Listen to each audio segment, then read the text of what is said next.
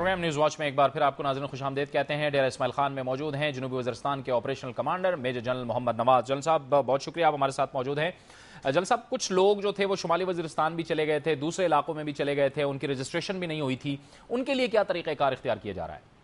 ہم نے اس پروسیس کو آسان کرنے کے لیے اور ٹو انشور کہ زیادہ سے زیادہ جو ہیں وہ متاثرین اپنے علاقوں کو واپس لوٹیں, ایون جن لوگوں نے اپنی رجسٹریشن نہیں کروائی ہم نے ان کے لیے بھی ایک پروسیجر جو ہے وہ اڈاپٹ کیا ہے, جس کے تحت جو ہمارے ٹرانزٹ کیمپ بنے ہوئے ہیں ٹانک میں اور ڈیرہ اسماعیل خان میں, وہاں پہ ہم ان کو ٹیمپریری کارڈز ایشو کر رہے ہیں اور ساتھ ہی ساتھ ان سے ہم رجسٹریشن فارمز وہاں پہ آن سپاٹ فل کروا رہے ہیں.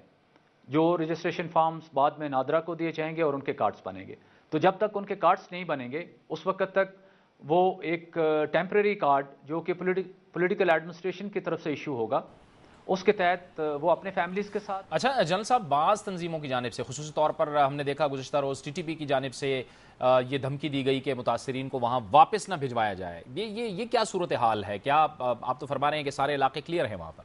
کہ اس کی صداقت کا تو میں کچھ نہیں کہہ سکتا, لیکن ثبوت کے طور پر آپ خود دیکھ لیں کہ تیسرا دن ہے اور یہ ڈی پیز لگاتار اپنے گھروں کو واپس جا رہے ہیں اور الحمدللہ کسی ڈی پیز کو ابھی تک کسی دہشت گرد کی طرف سے کوئی خطرہ نہیں آیا. تو میرے خیال میں دہشت گردوں کی یہ استعداد نہیں ہے کہ وہ اس ریٹرن پروسیس کو متاثر کر سکیں, اور ہماری جو سیکیورٹی فورسز ہیں وہ پوری طرح الرٹ ہیں.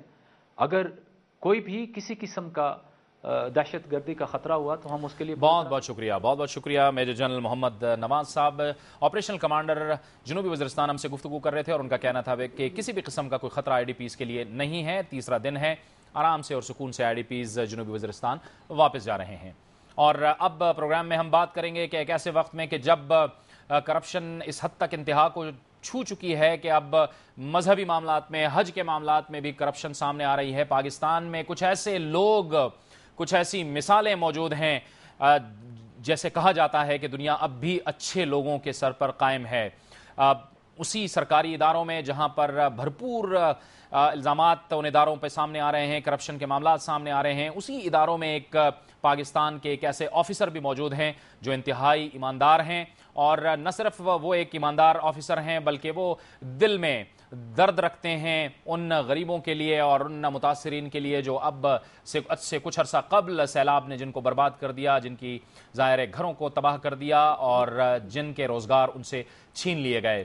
پاکستان کے اداروں میں, پاکستان کے سرکاری اداروں میں کسٹم سے ان کا تعلق ہے. انتہائی ایماندار اور مخلص انسان آج ہمارے ساتھ اسٹوڈیوز میں موجود ہیں, جناب ڈاکٹر آصف جا صاحب. آپ کو بہت خوش آمدید کہتے ہیں ڈاکٹر صاحب, آپ نے ہمیں جوائن کیا. ڈاکٹر صاحب سب سے پہلے تو یہ فرمائیے گا کہ آپ نے, ہم نے دیکھا کہ نوشہرہ کے اندر اپنا گھر کے نام سے ایک پروجیکٹ شروع کیا. کیا وہ کمٹمنٹ تھی کہ آپ نے شروع کیا, وہ کام جو ہمارے حکومت نہیں کر پا رہی, آپ اپنے ایک فلاحی تنظیم کے ذریعے سے وہاں پہ وہ کام کر رہے ہیں؟ شکریہ جی. ہم 29 جولائی کو جب نوشہرہ پہنچے تو ہمارا واحد ہم این جی او تھی, ہم چند لوگ تھے. پورا ڈوبا ہوا شہر تھا اور اس وقت بے سر و سامانی کا عالم تھا. کنڈر پہاڑ پہ ہزاروں لوگ, سینکڑوں لوگ چڑھے ہوئے تھے, اور اس وقت پھر ہم نے کیمپ کیا, صبح سے شام تک رہے. اس دن ہی فیصلہ کر لیا تھا کہ ان لوگوں کے لیے انشاءاللہ ہم نے کچھ کرنا ہے. وہ دن آج کا دن, ہم خیبر پختونخوا سے تو مجھے ویسے ہی محبت ہو گئی ہوئی ہے ان علاقوں سے. زلزلے کے دنوں سے لے کے اب تک آئی ڈی پیز میں ہم نے پورا سال ادھر گزارا. آئی ڈی پیز کے سلسلے میں سوات, شانگلہ, کوئی ایسی جگہ نہیں ہے جہاں ہم نہیں گئے. اور پھر ہم نے جب یہ گھر دیکھا کہ لوگوں کے گھر بالکل تباہ ہو گئے ہیں, برباد ہو گئے ہیں, ریسکیو ہو گیا, ریلیف ہو گئی, پھر ریہیبلیٹیشن کا مسئلہ ہے. میں تو رمضان سے یہ بات کر رہا تھا کہ ابھی ریہیبلیٹیشن کا مین مسئلہ ہے. لوگوں کو جب تک چھت نہیں ملے گی تو وہ کیسے ان کے مسائل حل ہوں گے. پھر ہم نے مظفر گڑھ گئے, میں 2 ہفتے پہلے مظفر گڑھ گیا. 500 بچوں کو میں نے ایگزامن کیا تو 300 بچوں کو اپر ریسپیریٹری ٹریکٹ انفیکشن, نظام تنفس کی تکلیف تھی. ان سے پوچھا کیا مسئلہ ہے؟ سائیں گھر کوئی نہیں, ملبے اتنے بیٹھے ہیں, ٹینٹ بھی نہیں ہے. ایسے علاقے ہیں جہاں ٹینٹ بھی نہیں پہنچے. اور پھر ہم نے جب یہ اپنا گھر پروجیکٹ شروع کیا, الحمدللہ ہم نے عید کے فوراً بعد عید الفطر پہ میں اور میری فیملی, ہم سب لوگ گئے. میرے بچے بھی ساتھ جا کے کام کرتے ہیں, وائف بھی کرتی ہیں اور دوسرے لوگ بھی کرتے ہیں. ہم نے ان لوگوں سے وعدہ کیا کہ انشاءاللہ آپ کی عید الاضحیٰ جو ہے نئے گھروں میں آئے گی, اور اللہ کا شکر ہے جب ہم عید الاضحیٰ پہ نوشہرہ گئے اور ہم نے جب دیکھا کہ جن گھروں میں ملبہ تھا، سامان بکھرا پڑا تھا، وہ اپنے نئے گھروں میں، ایک گھر میں شادی بھی ہو رہی تھی، اس میں ہم نے شرکت کی، خوشیاں بانٹی اور ان کے ساتھ مل کے جب ہم نے دیکھا خوش ہوئے. اور تو یہ ہے کہ اب صورتحال یہ ہے نا کہ ریہیبلیٹیشن کا مسئلہ ابھی باقی ہے. پنجاب میں صرف 5.5 لاکھ گھر تباہ ہوئے ہیں. ابھی لوگ بھول گئے، صرف آپ کے چینل واحد چینل ہے، یہ کریڈٹ آپ لوگوں کو جاتا ہے کہ آپ گئے نوشہرہ میں گئے اور دوسرے علاقوں میں گئے، آپ نے جا کے دیکھا، لوگوں کی حالت ظاہر دیکھی. ابھی کتنے گھر، 300 گھروں کا ہمارا پروجیکٹ الحمدللہ 250 سے زیادہ بن چکے.